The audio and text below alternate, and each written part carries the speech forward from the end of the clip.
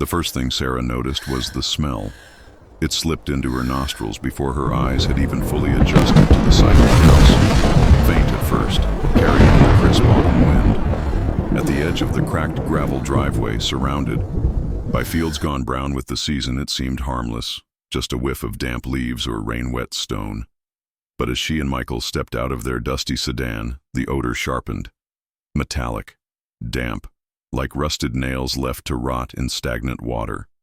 It was the kind of smell that lingered in the back of the throat, sour and unpleasant, like a warning you couldn't quite interpret. Sarah closed the car door softly, almost guiltily, as though the sound might stir something best left asleep. "This place is something," Michael said beside her, his voice low and cautious. He rubbed the back of his neck, eyes traveling upward toward the looming structure. The house stood at the crest of a shallow rise, not enormous but undeniably heavy, its presence weighing down the landscape around it. The real estate photos, crisp, edited shots emailed by their agent with exclamation points and cheerful captions, had spoken of charm, character, history. In person, it sagged under the burden of its years, its roofline drooping like tired shoulders, shutters cracked and hanging by single hinges, paint stripped by decades of neglect. But the problem wasn't just its condition. Sarah felt it in her chest, a quiet resistance that seemed to radiate from the boards and beams. The house didn't just look tired, it looked resentful. "Charming," she said, though the brightness in her voice felt thin, rehearsed. The air was cool against her skin, the kind of wind that carried a blade of cold with it, reminding you of the months ahead. She pulled her coat tighter. "Let's at least see inside before we make up our minds." Michael's breath clouded as he sighed. He wasn't as good at pretending. They had driven nearly 5 hours to get here, trading city congestion for rolling farmland, glass towers for distant barns and sagging fences. Their apartment back home was too small, too expensive, its bathroom ceiling still dripping from a leak their landlord ignored. When the agent emailed this listing, Sarah had framed it as adventure, possibility, a chance to imagine a future, with space and quiet. Now, standing in front of the warped porch steps, she felt the hollowness of that word, home. The porch complained under her boots, every plank groaning as though it resented the intrusion. Michael followed, his hand brushing hers briefly, grounding her. The front door had once been red but had long since faded to the brown of dried blood. When Sarah touched the knob, the metal was ice cold, as though the house had been waiting for this contact. The smell intensified the moment the door opened. Michael coughed, dragging his sleeve across his face. "Christ, smells like something died in there." Sarah swallowed hard and stepped forward. The air inside was thick, unmoving, clinging to her skin like damp cloth. Mold and mildew carried the dominant notes, but beneath them was something harsher, acrid, chemical, a sharpness that burned faintly at the back of her tongue. She hesitated in the doorway, but Michael had already stepped in. The floor groaned beneath their combined weight, sagging slightly under a threadbare rug patterned with roses bleached nearly white by dust. Despite the stench, despite the decay, the house wasn't empty. The living room spread out before them, arranged as though someone had simply stepped out years ago and never returned. A moth-eaten sofa slouched against one wall, its cushions indented, the fabric split like dry skin. 2 end tables flanked it, each crowned by lamps leaning at drunken angles. The wallpaper, once pale yellow, had darkened into a sickly tan, curling at the edges as if recoiling from the walls themselves. In the corner stood a grandfather clock. Its pendulum was still, the glass cloudy with grime. Sarah watched it for a moment longer than she intended, her chest tight with the irrational certainty that it was about to move. "It's like someone just—" She trailed off, unwilling to finish. "Abandoned it," Michael said, stepping farther in, his sneakers leaving prints in the dust like scars on skin. "Or couldn't take it with them." His words lingered. They explored in silence. Each room carried the same uneasy impression of interruption. The kitchen's linoleum curled at the corners like burnt paper. Cabinet doors hung open, their shelves stripped bare except for a single chipped mug and a stack of mouse droppings. The refrigerator sat unplugged, door ajar, a faint sour tang leaking from its interior. Sarah ran her fingers along the counter. When she lifted them, they were coated in black dust that smelled faintly metallic. She wiped her hand on her jeans, suppressing a shudder. The dining room still had a table, its surface warped by years of damp. 4 chairs surrounded it, all pushed back as though a meal had ended abruptly. A cobweb swayed gently in the draft. Above the chandelier, its crystals dulled and crusted. "Feels wrong," Sarah murmured. Michael tried to laugh. "That's because it is wrong. Place is a dump." But his voice lacked conviction. At the foot of the staircase, Sarah hesitated. The banister leaned under its own weight, carved wood dulled by grime, the top stair sagging dangerously. Beyond the railing, the stairs disappeared upward into shadow, no matter how much daylight seeped in through the doorway. "Do we really want to go up there?" Michael asked. Sarah forced a smile. "If we're considering it, we should see everything." She gripped the banister. The wood was cold, slick as though touched by damp hands. The second floor was quieter somehow. Not the ordinary hush of an empty space, but a suffocating stillness that pressed against their ears, muting every step, every breath. The air grew colder with each step along the hall, lined with closed doors. The smell was worse here. Michael tried the first door. It opened reluctantly, hinges squealing. Inside was a bedroom, wallpaper curling in long strips, roses faded into blood-stained shapes. A bed slouched in the corner, its mattress sagging, sheets yellowed and brittle. Dust motes swirled in the light, dancing in silence. On the dresser sat a mirror. Sarah froze. For a heartbeat, she could have sworn the reflection was wrong. Not just blurred by grime, but skewed, the angle off, as though the room it showed was slightly different. A prickle raced across her skin, heat and cold, all at once. She blinked, and it was normal again, just their blurred shapes in a dirty mirror. "You okay?" Michael asked. She forced her voice steady. "Yeah, just dusty." They moved on. The second room was nearly identical, furniture sagging under neglect, the wallpaper rotted and crawling with damp. A child's toy lay in the corner, its plastic head cracked, eyes blank. Sarah didn't mention it. The last door at the end of the hall resisted when Michael tried the knob. He rattled it again, frowning. Locked. Probably just a closet, he muttered, though the tension in his jaw betrayed doubt. Sarah stared at the door longer than she meant to. Its paint was darker than the others, swollen and scarred, as though something had pushed against it from the other side. The wood bore, faint scratches, shallow grooves that trailed upward like fingernails dragging desperately. Her throat tightened. "Let's go back down." That night in their cheap motel room, Sarah lay awake long after Michael's breathing settled into sleep. The shower had coughed up rust-colored water. The mattress dipped in the middle, but it wasn't discomfort, keeping her awake. It was the house. When she closed her eyes, she saw the hallway, the locked door. She dreamed, though she wasn't sure she'd ever truly slept, that something on the other side of it was listening.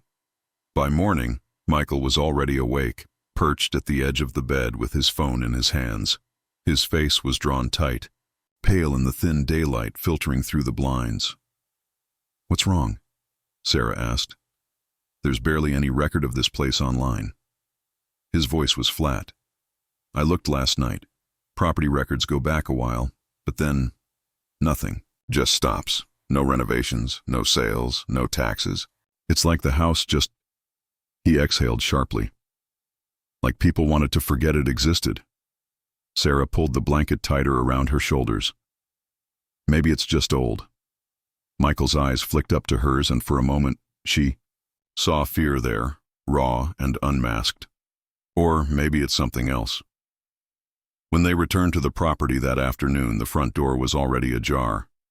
Sarah froze on the porch. She remembered locking it. She knew she had. Michael brushed past her. Probably just the wind. But the air inside was colder now, sharper, as though the house itself had drawn a long breath in their absence. And in the corner of the living room, the grandfather clock, the one whose pendulum had been still the day before, was ticking. The tick of the grandfather clock was steady, a heartbeat buried inside wood and glass. Sarah stared at it from across the living room. Yesterday it had been still. She remembered that with bone-deep certainty. Its pendulum had hung motionless. Behind a cloudy pane, the carved frame furred with dust. Now it swung in a perfect rhythm, as if it had always been alive, as if it had only been waiting for them to return. Michael leaned closer, frowning. Maybe it just, I don't know, got jostled? He rubbed the back of his neck, clearly uncomfortable but unwilling to name it fear. Sometimes mechanical clocks restart on their own. Sarah swallowed, the metallic tang in the air thickening at the back of her throat. After decades. No, something had to wind it. The pendulum's reflection rippled faintly in the glass, like something alive behind a curtain. Sarah forced herself to look away. Let's just finish quickly. The sooner we're done, the better. Michael didn't argue. They had agreed to split up. He downstairs with his notebook and tape measure, she upstairs. It wasn't that they wanted to, but moving through the house together was worse somehow, like their combined presence stirred the air, made the silence louder. Sarah climbed slowly, gripping the banister. The wood was damp beneath her fingers, swollen from years of neglect. Every step groaned, her weight pressing echoes into the stillness. Upstairs the air was heavier. She felt it immediately, a thickness that pressed against her eardrums, muffling the sound of her own footsteps. The hallway stretched long and narrow, lined with closed doors. She lingered by the first room. Yesterday the mirror had unsettled her, though she couldn't explain why. She stepped inside. The wallpaper sagged in strips, patterned roses faded into rust-colored stains. The bed slouched under its own weight, its mattress yellowed and crumbling. On the dresser, the mirror waited.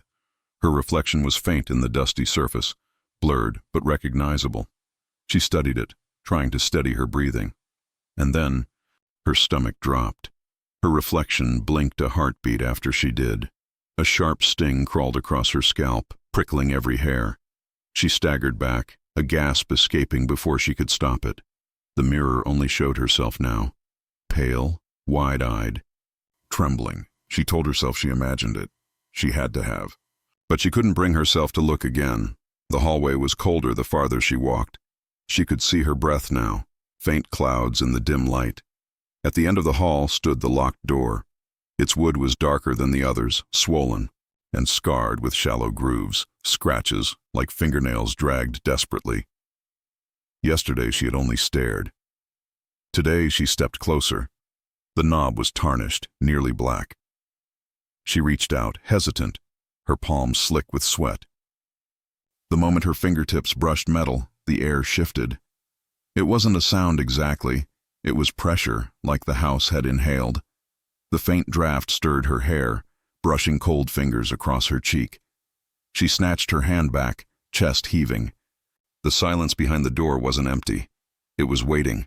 Her knees threatened to give out. She stumbled back, every instinct screaming retreat. And then, a floorboard creaked. Not beneath her, behind her. She spun, heart leaping to her throat. The hallway was empty. Shadows clung to the corners, thick and unmoving, but there was no one. She clutched the banister as she fled down the stairs. Michael was crouched in the kitchen, prying something from a cabinet. He looked up as she entered, his expression unreadable. You have to see this. Inside the warped cupboard, behind a panel of loose wood, was a bundle of papers bound with string. Michael spread them on the counter carefully. Letters, dozens of them, their ink faded, the paper yellowed and brittle. Sarah picked one up gingerly. The handwriting slanted neatly, though water had blurred parts of it. The noises again. Last night. Says the walls breathe, but I don't believe. Can't keep her calm when it comes from the door. Her hands trembled. She set the letter down. Michael's jaw tightened. Probably just family drama. Someone losing their mind. But his voice wavered. Neither of them believed what he said. They left before sundown, both too shaken to admit it aloud. The motel's peeling wallpaper and sagging bed felt almost safe in comparison, but sleep brought no peace. Sarah dreamed of the upstairs hallway, the locked door. She dreamed of whispers slipping through the crack beneath it. They coiled into her ears, her mind, her bones. They whispered her name. By morning, Michael was pacing the motel floor, his phone clutched white-knuckled. "I looked it up again," he said as soon as she stirred. His eyes were bloodshot. "There's almost nothing about this place. No history, no families, no deaths, no sales records after a certain year. It just vanishes." Sarah pulled herself upright, heart heavy. Maybe that's the point. Maybe people wanted to erase it. Michael stopped, his shoulders sagging. He looked at her finally, eyes haunted. "I need to go back." Her chest tightened. "Why?" "Because I can't stop thinking about it." His voice cracked on the last word. "I need to know."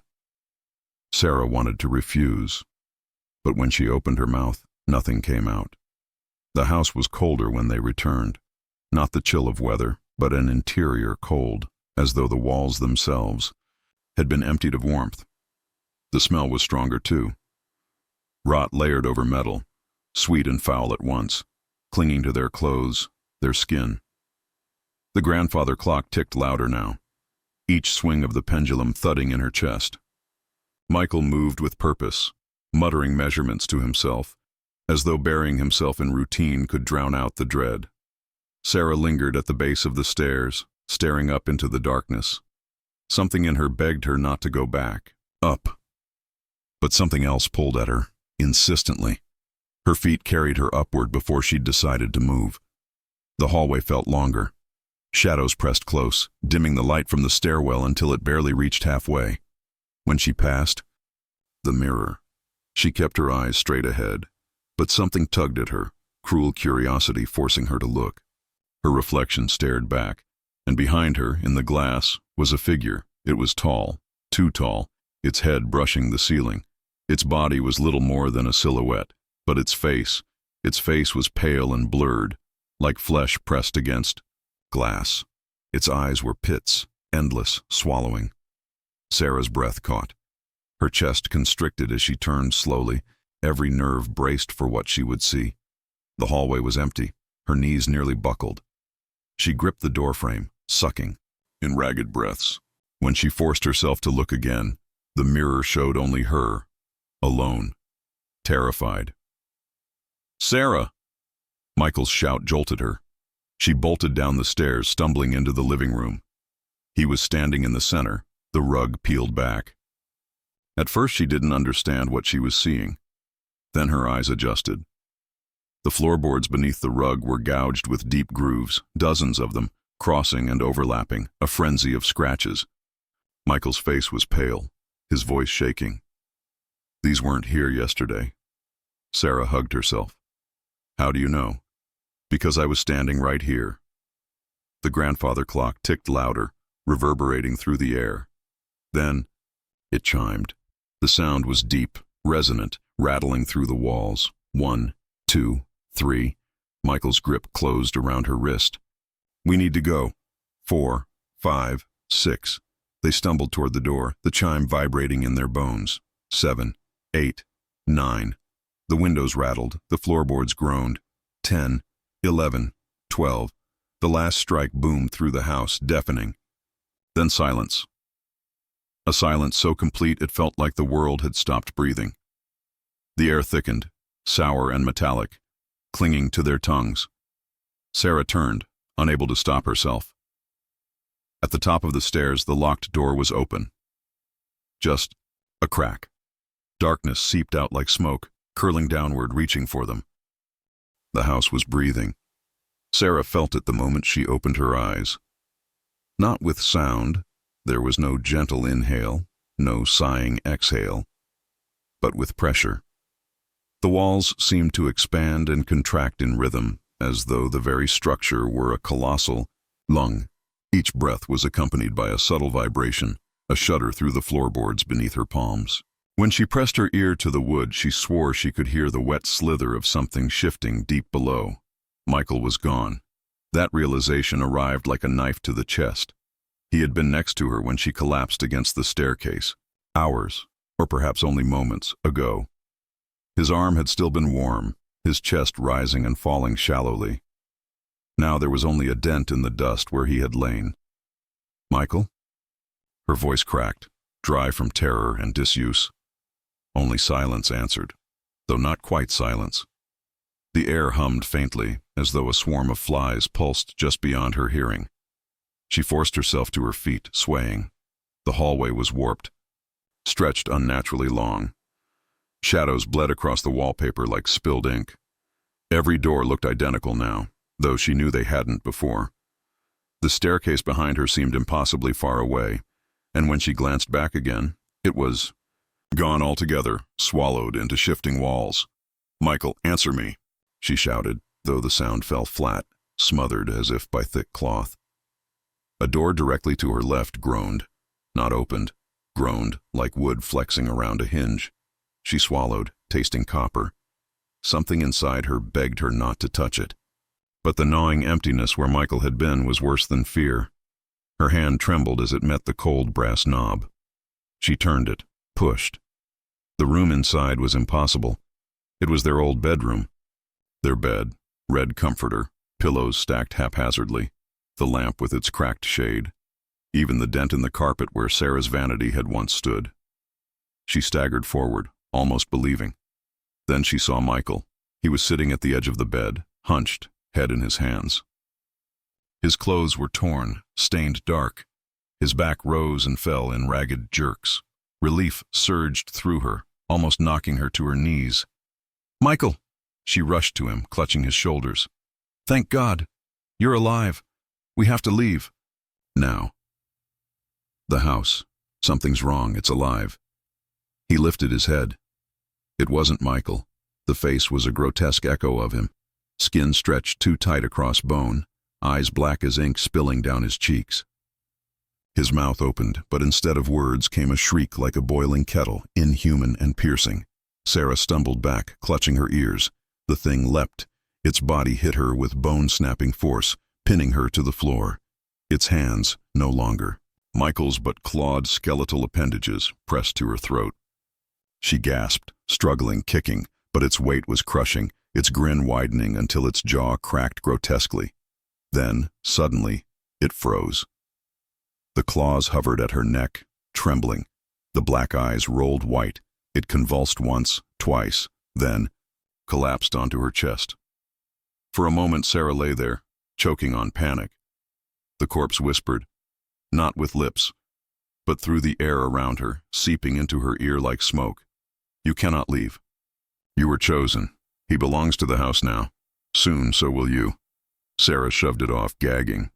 The body dissolved into dust the moment it touched the carpet. She crawled backward until her spine hit the wall. Her chest heaved. Her mind screamed, wake up, it's a dream."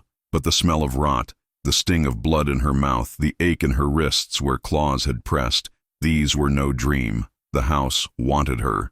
She ran through the twisting corridors, past doors that led to impossible spaces. A kitchen where meat dripped from the ceiling, a bathroom filled entirely with stagnant black water, a nursery where empty cribs rocked themselves. Every step pounded against her skull. At last she burst into the great hallway again, the one with the ticking grandfather clock. But now the clock was shattered. The pendulum had stilled. Its face no longer bore numbers, only a single painted word, "Stay." Her chest clenched. She staggered past it, nearly tripping over her own legs, and there he was, Michael, her Michael, stood at the far end of the hall, pale, shaking, but unmistakably him. His eyes were wild, but human. "Sarah." His voice cracked with desperation. "Don't listen to it. We have to leave now." Relief surged through her, though suspicion twisted alongside it. She slowed, scanning him. His hands shook, but they were normal hands. His chest rose and fell raggedly. "Michael," she whispered. He reached for her, and then the floor between them split wide open. The boards cracked with a roar, tearing into a jagged maw. A void yawned, black and endless, swallowing the hall. From it rose a stench so foul Sarah gagged. Rot, bile, the stifling sweetness of decay. The air filled with chittering voices, whispers overlapping. Stay, stay, stay, stay, stay. Michael stumbled backward, nearly falling in. Sarah, he screamed. Run. But there was nowhere to run. The walls closed in, bending, groaning. The void stretched wider, pulling. Sarah clung to the wall, nails splitting as she dug into the peeling wallpaper. Her hair whipped across her face from the suction. The whispers grew deafening. Hands, gray, skeletal, clawed from the blackness, grasping at the edges of the floorboards. They reached for her, hundreds, thousands of them, grasping, clawing. Michael threw himself flat, stretching across the gap, arm outstretched. Take my hand! Her mind fractured with terror. This had to be another trick, another mask worn by the house. But his eyes, blue, terrified, human, held hers. She lunged, fingertips brushing his. The hands surged upward. One caught Michael's ankle, dragging him back. He screamed, clawing at the floor. No! Sarah shrieked. She lunged again, catching his wrist. Their hands locked. The house shrieked. The walls convulsed. Light shattered, and the void roared like 1,000 hurricanes. Michael's grip slipped. His skin tore beneath her nails. I can't, he gasped. Sarah, she screamed, pulling with all her strength. But the hands were endless. They yanked him backward, piece by piece. His chest disappeared, then his shoulders. His hand slipped from hers, dragged screaming into the dark. Michael! Her voice shredded her throat. His scream echoed once, then was gone. The void sealed shut. The hallway returned. Silent. Still. Sarah lay crumpled on the floor, empty. The house was quiet now. Too quiet. She staggered upright, tears burning tracks down her dirt-streaked face. Her body trembled, her mind numb. There was nothing left. No Michael. No escape. Just the hollow corridors and the house's endless hunger. Yet, something tugged her forward, a compulsion. She followed without thought, feet dragging. The path led her to the locked door, the one they had found that first night. It stood open now. Inside was not a room, but a cathedral of flesh. The walls pulsed wetly, veins running like roots. The ceiling stretched into darkness, throbbing, and at the center, Michael, or what remained. His body hung suspended in strands of sinew, arms spread wide. His chest was torn open, ribs curled, outward like wings. His face was frozen mid-scream, eyes rolling. Black ichor pumped through tubes that vanished into the walls. The house whispered, "Now you see." Sarah fell to her knees. "Please," she begged, though she knew not to whom. "Please, take me instead. Let him go." The whispers laughed, 1,000 voices. "He belongs to us. He always did. But you," the flesh shifted, parting. "You will stay forever." The walls surged forward. Veins lashed around her wrists, her throat, her waist. She fought, shrieking, but the tendrils dragged her upward. Her skin burned, muscles tearing. Michael's body twitched beside her, as though acknowledging her arrival. "No," she sobbed. "No, please." The house inhaled. Her body split with the sound of ripping paper. Blood rained down, soaking the pulsing floor. Her scream was swallowed whole. And then, silence. The house exhaled, satisfied. Days later, the realtor placed a new "for sale" sign in the yard. The house loomed quiet, innocent, its windows reflecting the sun. Inside, the grandfather clock ticked once, twice, then stilled. In the silence, faint laughter echoed. Two voices, forever.